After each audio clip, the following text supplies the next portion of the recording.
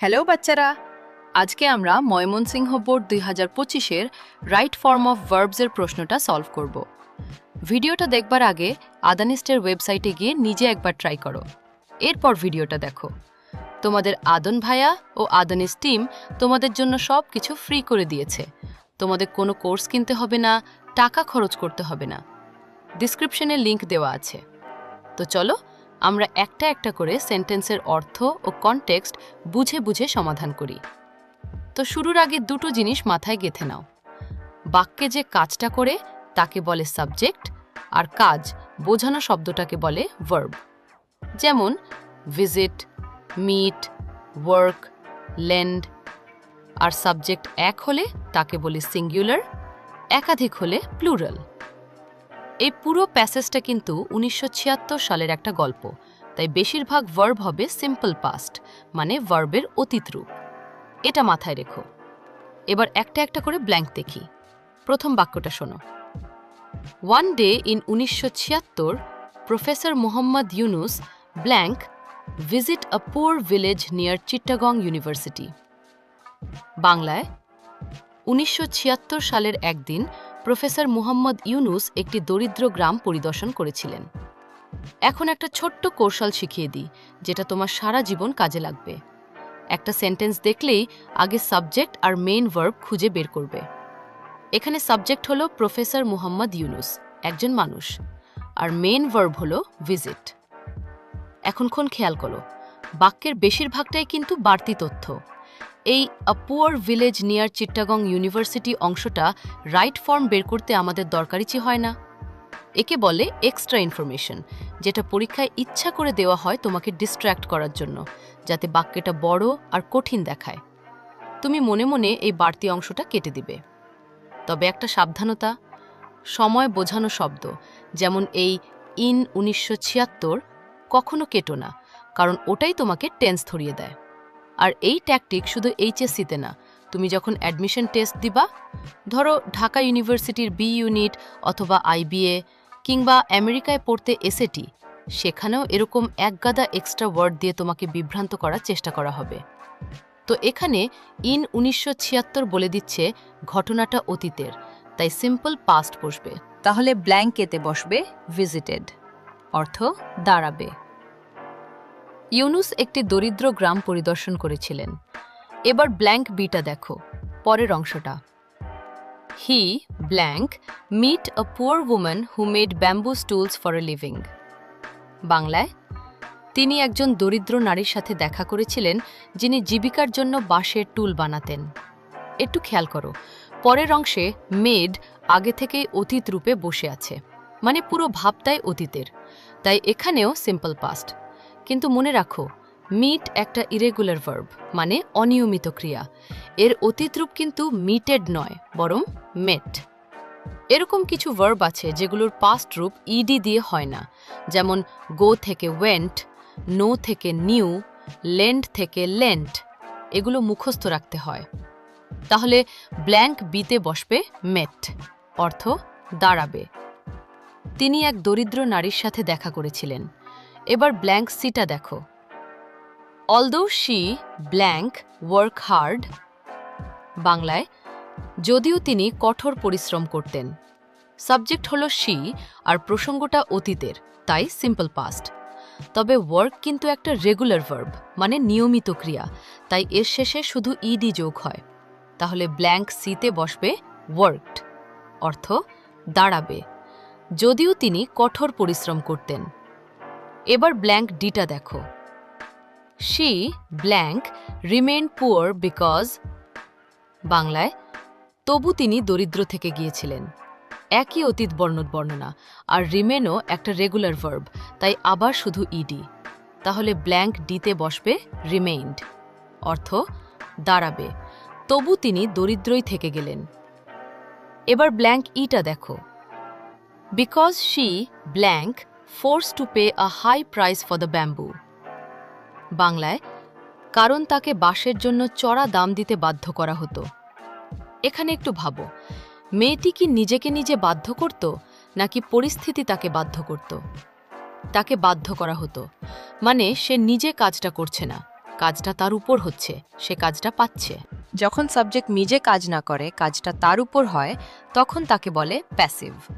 আর প্যাসিভের গঠন হলো be verb plus মূল ভার্বের পাস্ট পার্টিসিপল। প্রসঙ্গ অতীত, আর সাবজেক্ট শি একবচন, তাই বি এর রূপ হবে ওয়াজ, আর ফোর্সের পাস্ট পার্টিসিপল হলো ফোর্সড। তাহলে ব্ল্যাঙ্ক ইতে বসবে ওয়াজ ফোর্সড। আর খেয়াল করো, পরে টু পে বসেছে, এটা ফোর্সড টু ডু সামথিং গঠন, অর্থ দাঁড়াবে তাকে চড়া দাম দিতে বাধ্য করা হতো। এবার ব্ল্যাঙ্ক এফটা দেখো। She did not have enough money if blank buy the bamboo. বাংলায় বাঁশ কেনার মতো যথেষ্ট টাকা তার ছিল না। এখানে ইনাফ মানি বলার পর মনে প্রশ্ন আসে, কি করার জন্য টাকা? উত্তর, বাঁশ কেনার জন্য। কোনো কিছুর উদ্দেশ্য বোঝাতে ভার্বের আগে টু বসে, একে বলে ইনফিনিটিভ, মানে টু প্লাস মূল ভার্ব। আর enough plus noun plus to plus verb একটা খুব পরিচিত গঠন, ইনাফ মানি টু বাই। তাহলে ব্ল্যাঙ্ক এফতে বসবে টু বাই, অর্থ দাঁড়াবে বাঁশ কেনার মতো যথেষ্ট টাকা ছিল না। এবার ব্ল্যাঙ্ক জিটা দেখো।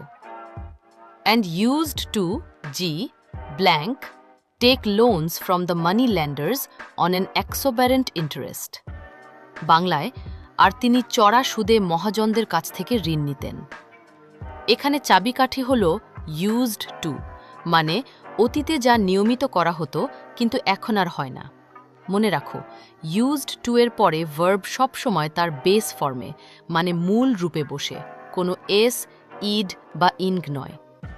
তাহলে ব্ল্যাঙ্ক জিতে বসবে টেক, অর্থ দাঁড়াবে তিনি মহাজনদের কাছ থেকে ঋণ নিতেন। এবার ব্ল্যাঙ্ক এইচটা দেখো। Professor Yunus blank know that he could not simply. বাংলায় প্রফেসর ইউনুস জানতেন যে তিনি এমনিই পারতেন না, অতীত বর্ণনা, তাই সিম্পল পাস্ট। আর নো কিন্তু আবার একটা ইররেগুলার ভার্ব, এর অতীত রূপ নিউ, নোড নয়। তাহলে ব্ল্যাঙ্ক এইচতে বসবে নিউ, অর্থ দাঁড়াবে প্রফেসর ইউনুস জানতেন। এবার ব্ল্যাঙ্ক ইটা দেখো। He could not simply I blank give her the money she needed. বাংলায় তিনি তাকে দরকারি টাকাটা এমনিই দিতে পারতেন না। এখানে খেয়াল করো, কুড নট এর কুড শব্দটা, এটা একটা মোডাল, মানে সহায়ক ক্রিয়া। আর নিয়ম হলো মোডালের পরে ভার্ব সবসময় বেস ফর্মে বসে, কোনো এস, ইডি বা আইএনজি নয়। এই মোডালগুলো হলো can, could, will, would, shall, should, may, might, must. তাহলে ব্ল্যাঙ্ক আইতে বসবে গিভ, অর্থ দাঁড়াবে তিনি এমনি টাকা দিতে পারতেন না। এবার ব্ল্যাঙ্ক জেটা দেখো। বিকজ ইট যে ব্ল্যাঙ্ক রব the woman of her dignity. বাংলায় কারণ এতে নারীটির আত্মমর্যাদা কেড়ে নেওয়া হতো। একটু ভাবো, ভাবটা কি? যদি তিনি এমনি টাকা দিতেন তাহলে সেটা মেয়েটির আত্মমর্যাদা কেড়ে নিত। মানে এটা একটা সম্ভাব্য বা কল্পিত ফলাফল অতীতের প্রেক্ষাপটে। এই যদি তাহলে এমনটা হতো ভাব বোঝাতে উড প্লাস বেস ভার্ব বসে, একে বলে ফিউচার ইন দ্য পাস্ট বা হাইপোথেটিক্যাল। তাহলে ব্ল্যাঙ্ক যেতে বসবে উড রব, অর্থ দাঁড়াবে এতে তার আত্মমর্যাদা কেড়ে নেওয়া হতো। এবার ব্ল্যাঙ্ক কেটা দেখো। Instead he K blank ask the people in the village. বাংলায় বরং তিনি গ্রামের মানুষদের জিজ্ঞেস করেছিলেন, অতীত বর্ণনা। আর আস্ক একটা রেগুলার ভার্ব, তাই শুধু ইডি যোগ হবে। তাহলে ব্ল্যাঙ্ক কেতে বসবে আস্কড, অর্থ দাঁড়াবে বরং তিনি গ্রামের মানুষদের জিজ্ঞেস করলেন। এবার ব্ল্যাঙ্ক এলটা দেখো। How much money they blank need to start their own business. বাংলায় নিজেদের ব্যবসা শুরু করতে তাদের কত টাকা দরকার ছিল। এটাও অতীতের কথার ভেতরেই বলা হচ্ছে, তাই এখানেও সিম্পল পাস্ট। নিড একটা রেগুলার ভার্ব, তাই নিড প্লাস ইডি। তাহলে ব্ল্যাঙ্ক এলতে বসবে নিডেড। অর্থ দাঁড়াবে তাদের কত টাকা দরকার ছিল। এবার ব্ল্যাঙ্ক এমটা দেখো। হি blank lend the equivalent of about $27 from his pocket to 42 women of the village. বাংলায় তিনি নিজের পকেট থেকে গ্রামের ৪২ জন নারীকে প্রায় ২৭ মার্কিন ডলারের সমপরিমাণ অর্থ ধার দিয়েছিলেন। অতীত বর্ণনা, তাই সিম্পল পাস্ট। আর ল্যান্ড আবার একটা ইরেগুলার ভার্ব, এর অতীত রূপ লেন্ট, লেন্ডেড নয়। তাহলে ব্ল্যাঙ্ক এমতে বসবে লেন্ট। অর্থ দাঁড়াবে তিনি ৪২ জন নারীকে অর্থ ধার দিলেন। এবার শেষ ব্ল্যাঙ্ক এনটা দেখো। Those women in blank set their small business and started to earn money to support their families. বাংলায় ওই নারীরা তাদের ছোট ব্যবসা গড়ে তুলেছিলেন এবং পরিবার চালাতে অর্থ উপার্জন করতে শুরু করেছিলেন।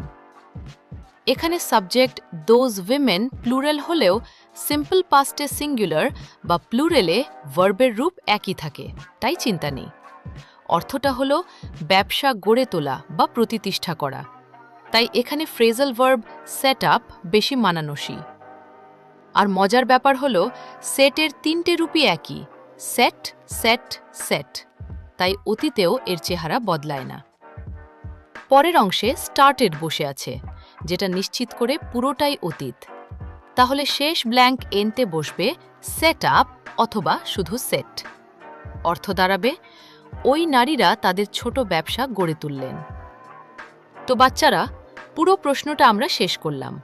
মূল কথাটা মনে রাখো, যে কোনো বাক্য দেখলে আগে সাবজেক্ট আর মেন ভার্ব খুঁজে বের করবে, বাড়তি এক্সট্রা ইনফরমেশন মনে মনে কেটে দিবে, আর তারপর সিগন্যালগুলো খেয়াল করবে।